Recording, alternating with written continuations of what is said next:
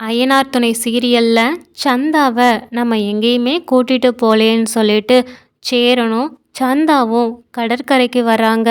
அங்கே முடிஞ்சளவு அவங்க நேரத்தை அவ்வளோ அழகாக செலவு பண்ணுறாங்க. இப்படி ரெண்டு பேருமே நல்லபடியாக பேசி சிரிச்சிட்டு உட்கார்ந்துருக்கும்போது அங்கே வந்த ஒரு 3 ராவடி பசங்க, ஆமாம் குட்டி நல்லா இருக்குதே, பேசாமல் இங்கே விட்டுட்டு போ அப்படின்னு சொல்லிட்டு சந்தாவை கையை பிடிச்சி இழுக்கிறாங்க. இதை தாங்கிக்க முடியாத சேரனுமே அவங்க எல்லாத்தையும் போட்டு நல்லா வெளுத்து வாங்குறாங்க. இதை கொஞ்சமும் எதிர்பார்க்காத அந்த அடியாட்கள், என்னடா இவன் இந்த அடி அடிக்கிறான் அப்படின்னு சொல்லிட்டு அங்கேருந்து ஓடுறாங்க. அதுக்கப்புறம் சந்தாவை பத்திரமா வீட்டுக்கு கூப்பிட்டு வராங்க. சந்தாவுமே ரொம்ப பயந்துட்டே தான் வராங்க. அதை பார்த்த நிலாவுமே, ஆமாம் போகும்போது சந்தோஷமாக தானே போயிட்டு வந்தீங்க, ஆனால் அங்கே எதுவும் பிரச்சனை நடந்துச்சா, எதுக்கு சந்தா ரொம்ப பயந்த மாதிரி இருக்காங்கன்னு நிலா கேட்குறாங்க. அதுக்கு சேரன் பதில் சொல்கிறதுக்குள்ள வீட்டு வாசலில் போலீஸ் வந்து நிற்கிறாங்க. வந்த போலீஸும் இங்கே எதுவும் வடநாட்டு பொண்ணு எதுவும் இருக்குதா அப்படின்னு சொல்லி கேட்குறாங்க. அதுக்கு நடேசனும், வடநாட்டு பொண்ணா, ஆமாம் ஒருத்தி இருக்கா, எதுக்கு இப்போ கேட்குறீங்க அப்படின்னு சொல்லி கேட்குறாங்க. இல்லை அவங்க கூட ஒரு பையனும் இருந்தாங்களே, யார், என் பையன்தான், அது உள்ளே தான் இருக்கான்னு சொல்லி சேரனை கூப்பிடுறாங்க. வந்தவங்களுமே, ஆமாம் இன்றைக்கி ஏதோ கடற்கரையில் அவங்க கூட தகராறு ஆச்சாமே, உங்கள் மேலே கம்ப்ளைண்ட் வந்திருக்கு அப்படின்னு சொல்கிறாங்க. அப்போ சேரனுமே நடந்த எல்லாத்தையும் சொன்னதும், சரி நாங்கள் 2 பேர் பக்கத்துலேயும் தப்பு இருக்கிறதுனால 2 பேர்த்தையுமே நாங்கள் வார்ன் பண்ணி விடுறோம், அந்த பசங்களும் கொஞ்சம் சரி கிடையாது தான், இருந்தாலும் நீங்கள் ஒரு கையெழுத்து மட்டும் ஸ்டேஷனுக்கு வந்து போட்டு வந்துடுங்க அப்படின்னு மட்டும் வார்னிங் மட்டும் கொடுத்துட்டு போகிறாங்க. இதை கவனிச்சுக்கிட்டு இருந்த நடேசன், இதெல்லாம் உனக்கு தேவையா, எதுக்கு அவளை கூட்டிகிட்டு நீ இப்போ வெளியில் போன, நான் தான் ஒரு வடநாட்டுக்காரிக்கு பாவம் பார்த்து ஏமாந்து போய் நிற்கேன்னா நீயும் இந்த வடநாட்டுக்காரி பின்னாடி எதுக்கு அலையுத, இதெல்லாம் உனக்கு சரி வராது, தயவு செஞ்சு அவளை நீ எங்கே கூட்டு வந்தியோ அங்கேயே கொண்டு போய் விடு, வீட்டுக்கெல்லாம் கூட்டு வர வழியை வைக்காத, அவளை பார்த்தாலே எனக்கு பிடிக்கலன்னு நடேசன் சொல்கிறாங்க. அப்போ கொஞ்சம் மெல்லமாக பேசுங்க, உள்ள சந்தா இருக்கா, அவள் கதில் விழுந்தா தப்பாக நினைக்க போகிறா அப்படின்னு சொல்லிட்டு உள்ளே வந்ததும் சந்தாவை சமாதானப்படுத்துகிறாங்க. அப்போ அங்கே வந்த நடேசனும், இதை பாருடா, நீ பண்ணுற எதுவுமே சரியில்லை, நீ தான் அந்த குடும்பத்துக்கு மூத்தவன், நீ பண்ணுறது எல்லாமே இந்த குடும்பத்துக்குன்னு அது சரியாக தான் இருந்திருக்குது, நீ சரியானது தான் பண்ணியிருக்க, ஆனால் உனக்கான ஜோடி இது கிடையாது, உனக்கு நாங்களே ஒரு இடத்துல நல்ல பொண்ணாக பார்க்குறோம், தயவு செஞ்சு நீ அப்படி கல்யாணம் பண்ணிக்கோ, இந்த மாதிரி இந்த பொண்ணு பின்னாடி போன உன் வாழ்க்கை கெட்டது போ அப்படிங்கிற மாதிரி ரொம்பவே வார்த்தைக்கு மேலே வார்த்தை நம்ம நடேசன் பேசிக்கிட்டு இருக்காங்க. அப்போ சேரன் எவ்வளவோ சொல்கிறாங்க, இப்போ நீங்கள் நினைக்கிற மாதிரி கிடையாதுப்பா, சந்தா ரொம்பவே நல்ல பொண்ணு, அதுவும் அனிஷோட தங்கச்சி, அனிஷை பற்றி தான் உங்களுக்கு நல்லாவே தெரியுமே, டேய் அவனை பற்றி எனக்கு தெரியும்டா, ஏன் இந்த பொண்ணு கூட நல்ல பொண்ணு இல்லைன்னு நான் சொல்லலை, இது நல்ல பொண்ணாகவே இருந்துட்டு போட்டோம், ஆனால் நம்ம குடும்பத்துக்கு இந்த பொண்ணு தேவையில்லைன்னு சொல்கிறேன், புரியுதா.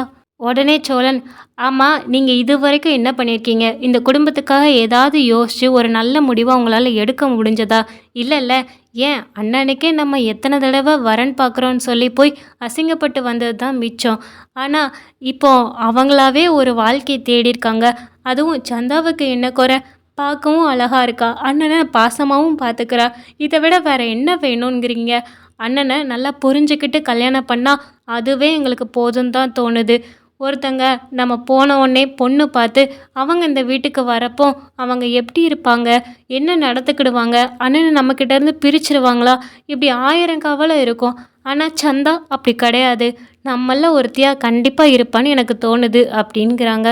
எனக்கும் அப்படி தான் தோணுது அப்படின்னு நிலா கூட சொல்கிறாங்க. இதை கேட்ட நடேசன், இதை பாருங்க, இவளெல்லாம் இந்த வீட்டுக்குள்ளே கூப்பிட்டு வரணும்னு நினச்சிங்கன்னா வீடு 2ஆக போயிடும் அவ்வளோதான் அப்படின்ன உடனே சேரன் ரொம்பவே கோவப்படுறாங்க. அப்பா, நான் இது வரைக்கும் உங்களை எதிர்த்து எந்த ஒரு வார்த்தையும் பேசினது கிடையாது, அப்பாங்கிற வார்த்தைக்கு மறு பேச்சு நான் பேசினதும் கிடையாது, என்னை எதுவும் பேச வச்சிடாதீங்கன்னு கோவப்பட்டு கை நீட்டுறாங்க. இதை பார்த்துட்டு இருந்த நடேசன் வேகமாக சேரன் கன்னத்திலே ஒரு அறை விடுறாங்க. என்னடா, நான் தான் சொல்கிறேன்ல, இவா நம்ம குடும்பத்துக்கு சரி வர மாட்டா, இந்த பாருமா, ஒழுங்கா இந்த வீட்டை விட்டு காலி பண்ணுற வழியை பாரு, சரியா, இவன் கூட்டு வந்தான்லாம் இனிமேல் இந்த வீட்டுக்கு வர வேலை வச்சுக்கிடாத, உன் வீட்டில் இரு, அதே மாதிரி என் பையன் கூட பழகிறது, இந்த வண்டியில் சுற்றுறது, இதெல்லாம் இன்னையோட விட்டுரு, இதோட போதும் அப்படிங்கிறாங்க. இது சந்தாவுக்கு முழுசா புரியலனாலும் ஏதோ நம்மளை தான் சொல்கிறாங்க, நாம் அவர் கூட பழகுறது அவங்களுக்கு பிடிக்கலங்கிறது அவங்களுக்கு நல்லாவே புரியுது. இதை புரிஞ்ச சந்தாவும் சரி நான் இங்கே இருக்க தானே பிரச்சனை, நான் போகிறேன் அப்படின்னு சொல்லிட்டு கிளம்புறாங்க.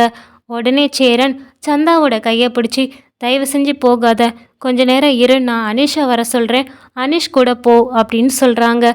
உடனே சந்தா இல்லை நான் கிளம்புறேன்னு தனியாக கிளம்ப போகிறாங்க. அப்பா நான் எப்படி அவளை கூட்டிகிட்டு வந்தேனோ அதே மாதிரி நானே கூட்டிகிட்டு போய் விட்டுட்டு வந்துடுறேன் அப்படின்னு சொல்லிட்டு கிளம்புறாங்க. அப்படியே அவளை விட்டுட்டு வரதோட உங்கள் மனசில் உள்ள காதலையுமே விட்டுட்டு வந்துரு, அப்பந்தான் இந்த வீடு நல்லா இருக்கும் அப்படின்னு சொல்கிறாங்க.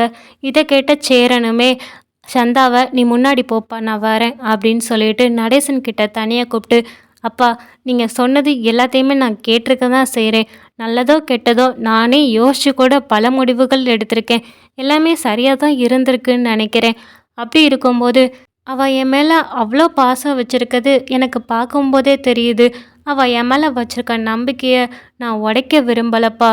என்ன தான் இருக்கட்டும், நான் சந்தாவை தான் காதலிக்கிறேன், அது கல்யாணத்துக்கு போகுமான்னு தெரியல, அவளுக்கு விருப்பம் இருந்தா கண்டிப்பாக நான் அவளை கல்யாணம் பண்ணிப்பேன்ப்பா, என்னை நம்புங்கப்பா அப்படின்னு சொல்கிறாங்க. நடேசன் உடனே உன் தலையில் நீயே தான் மண்ணை வாரி போட்டுப்போனா அது உன் இஷ்டம், நான் சொல்கிறத சொல்லிட்டேன், அப்புறம் உன் இஷ்டம், எக்கேட கெட்டு ஒளி அப்படின்னு சொல்லிட்டு ரொம்பவே எரிச்சலாக சொல்கிறாங்க நடேசன். சரிப்பா அவளை கூட்டிகிட்டு வந்தது நான் தான், கொண்டு போய் விட்டுட்டு வரேன் அப்படின்னு சொல்லிட்டு சந்தாவை வண்டியில் ஏற சொல்லி கூட்டிகிட்டு போகிறாங்க. அப்படி போய் அனீஷ் வீட்டில் இறக்கி விடவுமே சந்தா சொல்கிறாங்க, உங்கள் அப்பாவுக்கு என்னை பிடிக்கலன்னு எனக்கு நல்லாவே தெரியுது, உங்களுக்கும் பிடிக்கலன்னா சொல்லுங்கள், நான் இனிமேல் கண்டிப்பாக உங்ககிட்ட பேச மாட்டேன் அப்படின்னு சொல்கிறாங்க.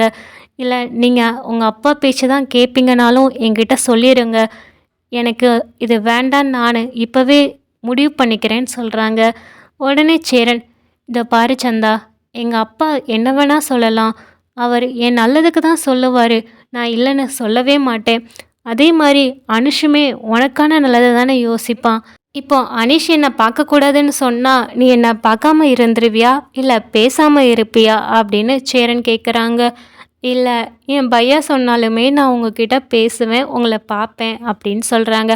அதே மாதிரி தான் ஏன்ப்பா என்னோட நல்லதையை பற்றி யோசித்து தான் இப்படி சொல்கிறாங்க, அவங்களுக்கு உன்னை பற்றி முழுசாக தெரியாது, நீ எவ்வளோ நல்ல பொண்ணுன்னு அவங்களுக்கு தெரிஞ்சால் கண்டிப்பாக எங்கள் அப்பாவுமே உன்னை நல்லபடியாக ஏற்றுக்கிடுவாங்க, எங்கள் அப்பா கொஞ்சம் முன்கோவம் அவ்வளோதான் அப்படின்னு நடேசனை பற்றி நல்லபடியாக தான் பேசுகிறாங்க சேரன். சந்தாவுமே நான் போட்டுமா அப்படின்னு சொல்லி கேட்குறாங்க. போயிட்டு வா, அதுக்கப்புறம் எங்கள் அப்பா பேசின எதுவும் மனசில் வச்சுக்காத, எனக்கு உன்னை பற்றி நல்லாவே தெரியும், அதே மாதிரி என் மனசுக்கு ரொம்பவே பிடிச்ச பொண்ணு அது நீ மட்டும்தான் அப்படின்னு சொல்கிறாங்க. இதை கேட்ட சந்தாவுமே இது வரைக்கும் சேரன் வாயிலிருந்து இந்த மாதிரி ஒரு வார்த்தை கேட்டிருக்கவே மாட்டாங்க, முதல் முறையாக தன்னோட காதலை சேரன் வெளிப்படுத்தியிருக்காங்க. இதை கேட்டதும் சந்தாவுக்கு ரொம்பவே சந்தோஷமாகுது. சரி, உங்களுக்கு இந்த வீடியோ பிடிச்சிருந்தா லைக் பண்ணுங்கள், உங்களுடைய கருத்துக்களை கமெண்ட் பண்ணுங்கள், தொடர்ந்து இந்த மாதிரி வீடியோ பார்க்க நம்ம சேனலை சப்ஸ்கிரைப் பண்ணுங்கள். தேங்க்யூ ஃபார் வாட்சிங்.